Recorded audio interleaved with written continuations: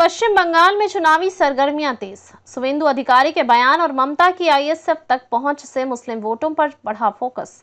पश्चिम बंगाल में विधानसभा चुनावों की उल्टी गिनती शुरू होते ही मुस्लिम वोटों को लेकर राजनीतिक हलचल तेज हो गई है। मंगलवार को मुख्यमंत्री और तृणमूल कांग्रेस टीएमसी प्रमुख ममता बनर्जी की इंडियन सेक्युलर फ्रंट आईएसएफ के प्रमुख नौशाद सिद्दीकी से बैठक हुई। इस दौरान एआईएमआईएम ने ऐलान किया कि वह राज्य की सभी विधानसभा सीटों पर चुनाव लड़ेगी। इसके कुछ ही घंटों बाद विपक्ष के नेता शुवेंदु अधिकारी ने विवादास्पद बयान दिया कि अगर भाजपा सरकार बनाती है तो मुस्लिम विधायकों को विधानसभा से बाहर कर दिया जाएगा। एआईएमआईएम की बंगाल में बढ़ती दिलचस्पी। हैदराबाद की अपनी पारंपरिक राजनीति से बाहर निकलकर एआईएमआईएम अब पश्चिम बंगाल पर नजरें गड़ाए हुए हैं। पार्टी के अनुसार बंगाल में मुस्लिम वोट अब राज्य की कुल आबादी का लगभग 40% हो चुके हैं, जो देश में सबसे अधिक है। पिछले कुछ चुनाव में यह मुस्लिम वोट बैंक मुख्य रूप से तृणमूल कांग्रेस के पक्ष में गया था। कांग्रेस और वाम दलों के कमजोर होने के बाद मुस्लिम वोट टीएमसी के साथ आ गया था ताकि भाजपा के प्रभाव को रोका जा सके। हालांकि 3 कार्यकाल से सत्ता में बनी टीएमसी के लिए इस बार सत्ता विरोधी लहर एंटी इनकम्बेंसी एक बड़ी चुनौती होगी। 2021 के विधानसभा चुनाव में जब भाजपा ने सबसे आक्रामक प्रचार अभियान चलाया था, तब टीएमसी ने 213 सीटों पर जीत दर्ज की थी, जबकि भाजपा को 77 सीटें मिली थी। उस समय टीएमसी को भाजपा से 10% अधिक वोट मिले थे। हालांकि 2024 के लोकसभा चुनाव में भाजपा की सीटें 2019 से के 18 से घटकर 12 रह गई। भाजपा का वोट शेयर 38% पर स्थिर रहा, जबकि टीएमसी का वोट शेयर 48% से घटकर 45% हो गया।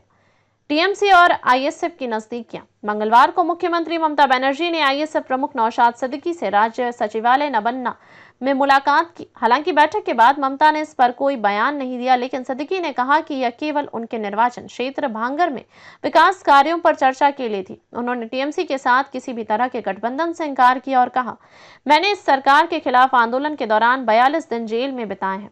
पिछले 4 वर्षों में 10 से अधिक आईएसएफ कार्यकर्ताओं की हत्या हो चुकी है। ऐसे में टीएमसी के साथ जाने का कोई सवाल ही नहीं उठता। हालांकि टीएमसी के एक वरिष्ठ नेता ने इस बैठक को मुस्लिम वोटों के एकीकरण की रणनीति बताया है। उन्होंने कहा, ममता बनर्जी 2026 के चुनाव में मुस्लिम वोटों का 100% समेकन सुनिश्चित करना चाहती हैं, क्योंकि उन्हें डर है कि बांग्लादेश की स्थिति के बाद भाजपा हिंदू वोटों को अपने पक्ष में कर सकती है। बांग्लादेश और सीएए का असर। हालांकि बांग्लादेश में राजनीतिक अस्थिरता और वहां से लोगों का पलायन हो लेकर पश्चिम बंगाल में भी हलचल मची हुई है। भाजपा ने दावा किया है कि बांग्लादेश से आए हिंदुओं को नागरिकता संशोधन अधिनियम सीएए के तहत जगह दी जानी चाहिए। टीएमसी इस कानून का विरोध कर रही है क्योंकि यह मुस्लिम प्रवासियों को शामिल नहीं करता, लेकिन वह हिंदू वोटरों को नाराज करने का जोखिम भी नहीं उठा सकती। एआईएमआईएम का प्रवेश और टीएमसी का विरोध। एआईएमआईएम प्रवक्ता इमरान सोलंकी ने हाल ही में प्रेस कॉन्फ्रेंस में घोषणा की, हमने महाराष्ट्र, उत्तर प्रदेश, बिहार और दिल्ली में चुनाव लड़ा, अब पश्चिम बंगाल सभी सीटों पर लड़ेंगे। पिछले पंचायत चुनाव में हमें मालदा में 60,000, मुर्शिदाबाद में 25,000 और अन्य क्षेत्रों में 15 से 18,000 वोट मिले थे। टीएमसी मंत्री फिरहाद हाकिम ने एआईएमआईएम पर भाजपा की बी टीम होने का आरोप लगाया। उन्होंने कहा, एआईएमआईएम हर चुनाव में केवल वोट काटने के लिए आती हैं। दिल्ली और बिहार में इससे भाजपा को जीतने में मदद की। उन्होंने एआईएमआईएम के फोर्ट विलियम और ईडन गार्डन्स को वक्फ संपत्ति बनाने के दावे को भी निराधार बताया।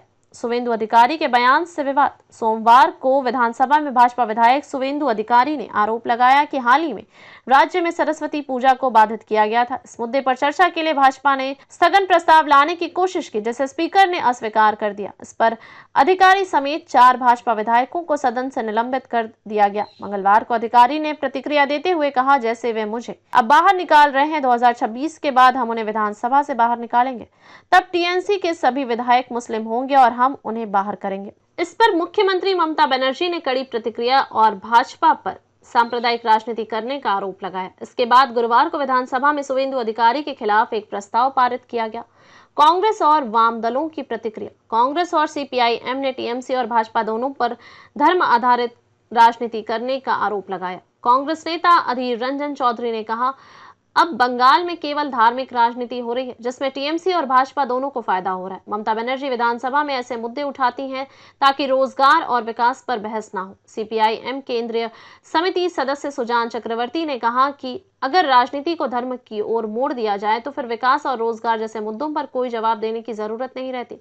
यही कारण है कि टीएमसी और भाजपा एक दूसरे के स्वाभाविक सहयोगी बने हुए हैं। आगे की राह पश्चिम बंगाल की राजनीति अब तेजी से ध्रुवीकरण की ओर बढ़ रही है। ममता बनर्जी मुस्लिम वोटों के बिखराव को रोकने की कोशिश कर रही हैं, जबकि भाजपा हिंदू वोटों को अपने पक्ष में करने की रणनीति बना रही है। एआईएमआईएम और आईएसएफ के मैदान में होने से मुस्लिम वोटों के बंटने की संभावना बढ़ गई है। 2026 के चुनाव में यह देखना दिलचस्प होगा कि क्या यह रणनीति टीएमसी को फायदा पहुंचाएगा या भाजपा को हिंदू वोटों को समेकित करने का मौका मिलेगा।